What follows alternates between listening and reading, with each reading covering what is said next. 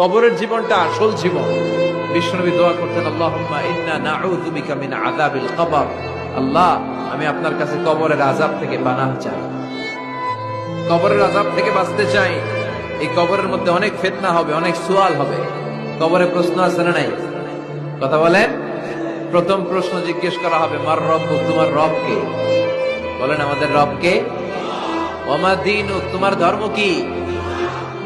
বিষ্ণুবীর চেহারা দেখিয়ে বলা হবে, তাআরিফু মান হাযা রাজুল, এই লোকটারে চিনো? আমরা কি বলবো? আমরা চিনি, উনি আমাদের প্রিয় রাসূল মুহাম্মদুর রাসূলুল্লাহ সাল্লাল্লাহু আলাইহি ওয়াসাল্লাম।